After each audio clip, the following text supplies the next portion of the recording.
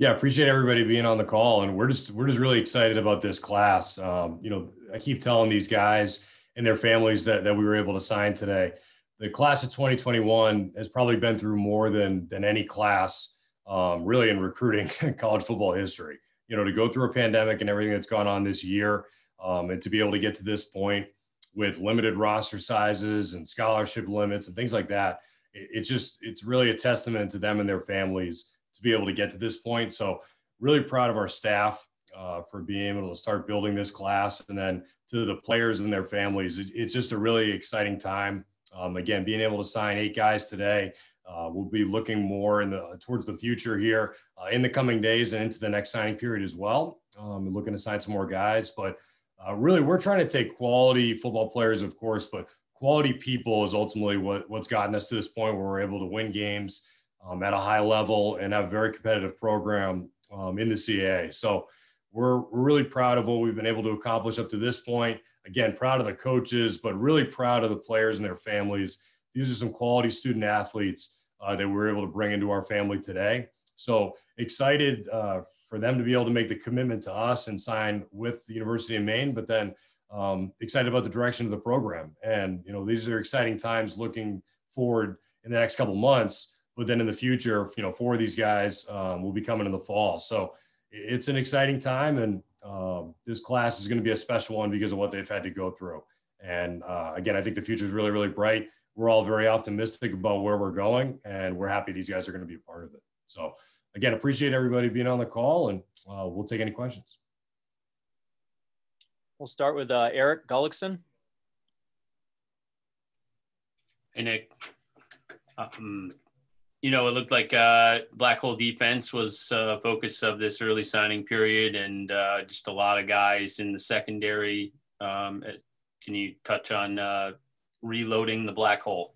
Yeah, I mean, we definitely, defensive back was a big part of this, and we have certain room, at certain spots for scholarships, and defensive back was a big one. So to be able to sign some of these guys, and it's a different group in terms of freshmen, transfers, people like that, and there'll be more guys that we look to sign as well.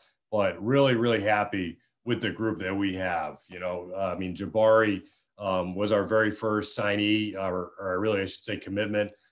He comes from the same school as Manny Patterson, so it's the same high school, which is just kind of a funny coincidence. But Jabari, somebody we're really excited about. Bugs is another guy, best nickname in the class probably, I would say. But really great player, public school kid from New Jersey, great family. Again, somebody that I think fits our program. Abdul's another guy, very impressive on film. It's been really a lot of fun to get to know him and his family as well. Because, you kind of look at the time period here and recruiting, and some of it's, a long period of time, and some of it's a little bit faster just because of the nature of the early signing period. And the other part of it is all done on Zoom. So, it's not like I'm driving all over the place because we're not allowed to do that. So, it's certainly been a big part of it in that respect. And then, Vince Thomas is a transfer from Navy who's coming in here that we're excited about. And then Darius McKenzie's a linebacker from Ottawa, who's down at Clearwater Academy. Again, reminds me a lot of Deshaun on film, to be honest with you, which is kind of, again, a funny coincidence, but a very talented young player. So there was an emphasis on reloading there, and we had scholarship space, so we wanted to use it. We know a few guys left the program, and I noticed that in this early signing, there was an offensive lineman from Maine and a kicker. Is that addressing needs, I guess? Yeah, I mean, there's an aspect of it where you're going to address needs, but also you want to take quality individuals. It's like the old, hey, we have a need at this position, but also best available type thing. These are great players and great people. So we are going to continue to address those 2 positions you just mentioned, kicker and offensive line, as we move forward here into the next signing period as well. So, Richie at kicker is a guy with experience. It was obviously a different college experience this fall, but he's a Northeast kid that we're really excited about, that'll be competing, at the kicker position. And we're really reloading that whole position, and we're going to continue to do that. We're going to be taking more guys as well at that position. And then up front, Jack Webb, who's a Maine kid who's coming back home, which we're really excited about, has played at the college level again. We're going to be taking some other offensive linemen as well. It's going to be a number of them that we'll be taking throughout this stretch here. So there's definitely a need there, and we're going to be addressing it, but we're excited about the guys that we have currently in the program. But naturally, Division I school, you got to take guys and reload. So that's what we're going to be doing. Did Jack, tell us about Jack. Did Jack play against you guys in that opening game, or was that, am I off by a year? He's played a little bit, during his time at Sacred Heart. So we actually were joking about it this morning. We were talking about the game itself a little bit, which obviously went our way. But he played a little bit there. Again, I think it was a good experience for him. I think he's looking for a new opportunity. I think, certainly the Thornton Academy connection is a big one there. So he's excited about getting back up here. I think it was a good experience overall. I can't speak too much to his time there, except from what we heard back in terms of feedback from those guys. And I have a lot of respect for that coaching staff. And we heard great things. And again, Coach Kiesel, somebody I have a lot of respect for down at Thornton. So he'll be a welcome addition here, in the next month. Can he hop in and see some time? I guess that's my last question. Is he a guy that can fit into your offensive line and actually, get some playing time? I mean, he's certainly going to get a look, and we're going to find out. We don't care, and we've always been this way, in the last couple of years in this program. Whether you're a true freshman or a senior, it's going to always be about the best guys that are going to play. So he will certainly have an opportunity to play. Offensive line, naturally, is probably one of the tougher positions to just jump into a new system and play along with quarterback. But he will have an opportunity to do that. Very smart individual, so he'll pick it up. I know that. So he will have an opportunity, and there'll be some other guys that we bring in exteriorly as well. But we are very excited about the guys that we have here too, which I can talk about as well. But I think it's going to be a great group here when we finish putting it together. Thanks, Nick. Yep. Thanks, Gully. Let's go to Mike Law.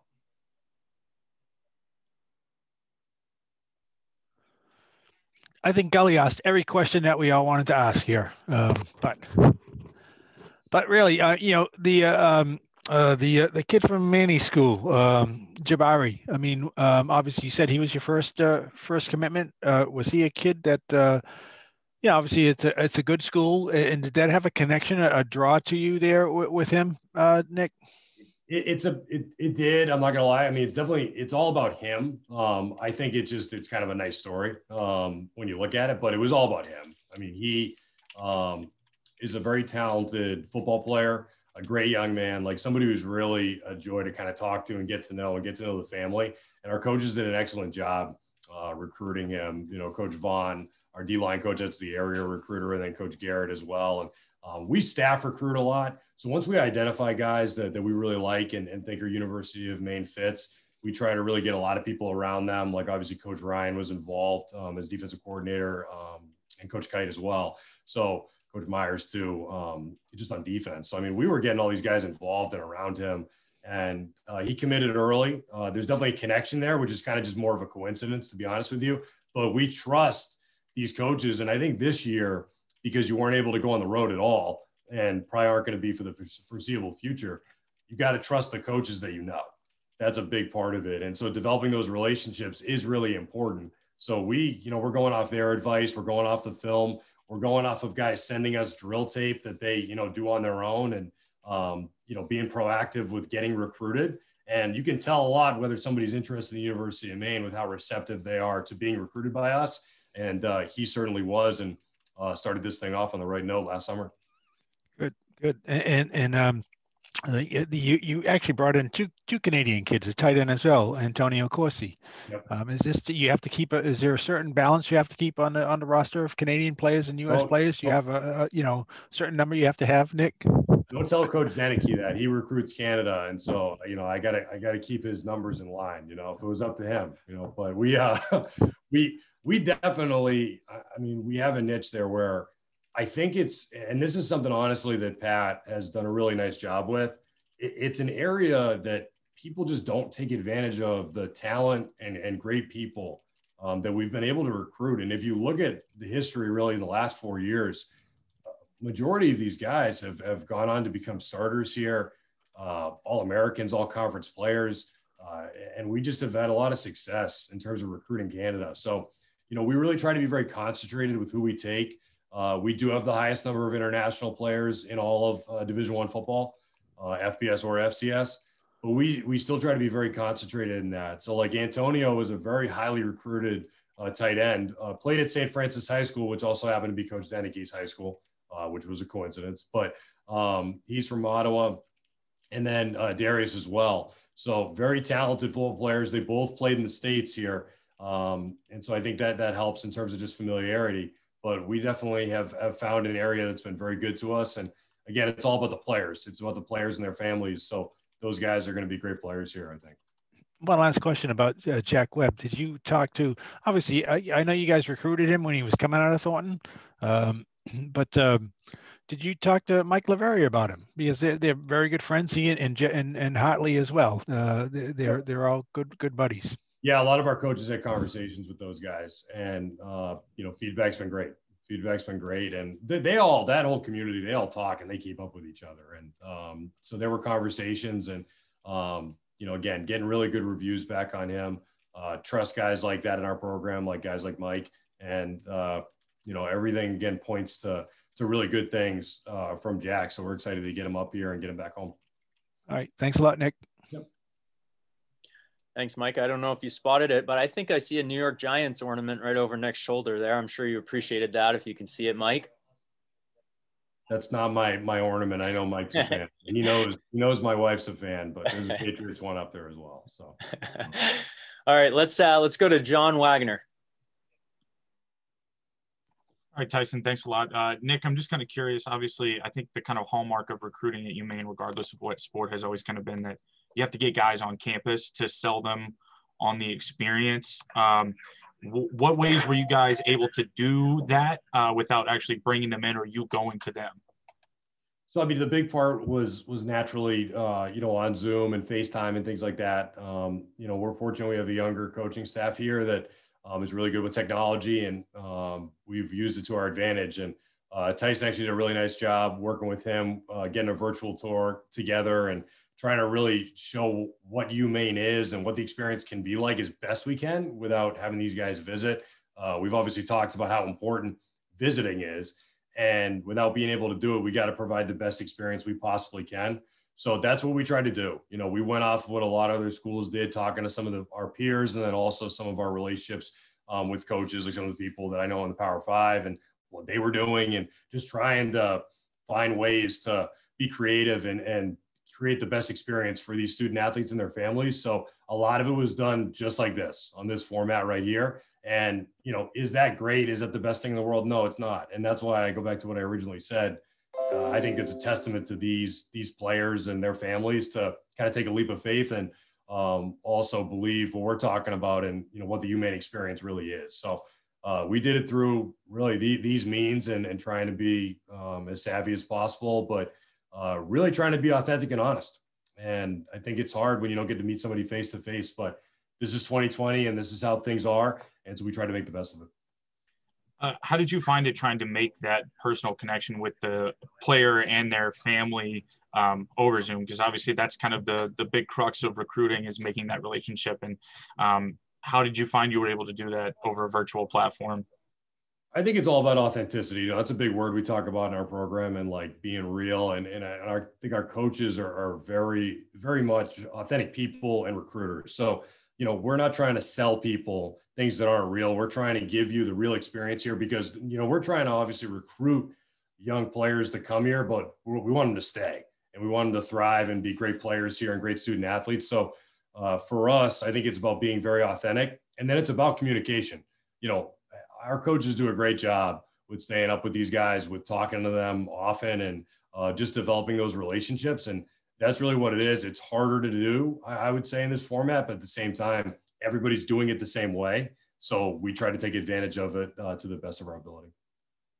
And one last question, I'm just kind of curious, with the state of things the way they are for these outgoing seniors and the way that their seasons were up there, how did you find it, the process for them? Was it easier, to maybe get in touch with these people because everybody's kind of staying at home, or were people more willing to talk because maybe there were less people reaching out to them? What was the situation like in that regard?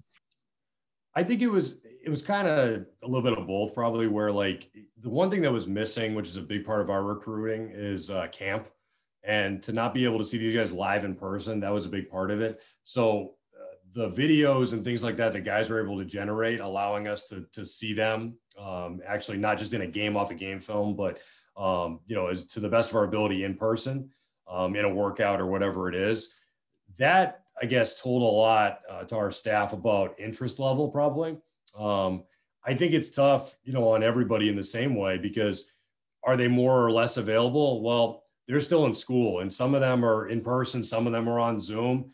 It's all over the place. And like even today, we're talking to guys who literally are just going to be looking at their computer today. And then we have other guys who are actually in school. We have guys who have tests today. Sometimes signing day is like a day in school where it's like, all right, we got a couple classes and we do a big ceremony. Not everybody was able to do that. So I think it varies a little bit, probably. And I know that's an answer to probably both sides of that question, but it really does. It really depends on who the kid is, what the family's like, and then where they're from. Thanks a lot, Nick. Thank you. Thanks, John. We'll go to Larry Mahoney. Larry, you have any questions? Hey, Nick, how are you? Good. How are you, Larry? Hey, Nick, in the bios, I saw that Webb and the kicker are both coming in for the spring. Somebody you mentioned two. Who are the other two that are immediately eligible? Vince Thomas. So yeah, coming in, going to play safety. He can play outside linebacker. I'll be on special teams as well. He's very close with Tyler Royal, who's on our team already. He plays offensive line and starts here. And then Darius McKenzie is a freshman, so he's not eligible to play in the spring, but he's a mid-year. So he will be here in the spring, but cannot participate in any games. Okay, so you have three that can play this spring. Correct. How do you go about, again with your offensive line situation and losing the kicker? I mean, so Webb and the kicker obviously will have a shot, and then Thomas in the secondary. How do you hope to get them up to speed, in a short period of time with your season starting as soon as it does after the new year? Well, to be in this format, this is how we have meetings, regardless with our players. That we do it when we had them on campus. We were able to do it in person, which was great. We had some space to be able to actually do it. I think in-person learning is great. It's probably the best, but at the same time, we got to do what we got to do. So a lot of that will be done on Zoom. It'll be done over the phone. It'll be, through presentations, and those things are all voluntary, but those guys have all wanted to already get the ball rolling with that stuff in terms of what we do schematically. And I can tell you, just in terms of those positions, we're going to be bringing more guys in here in the next month. So there are going to be other people that need to get caught up to speed as well. But again, we have players here that are ready to go, and they know what their roles are. So we're not really too concerned about it, because again, we know what we have in terms of who's on the roster, and then also who we're looking at with recruitment and how it's going to continue. Thank you. Absolutely.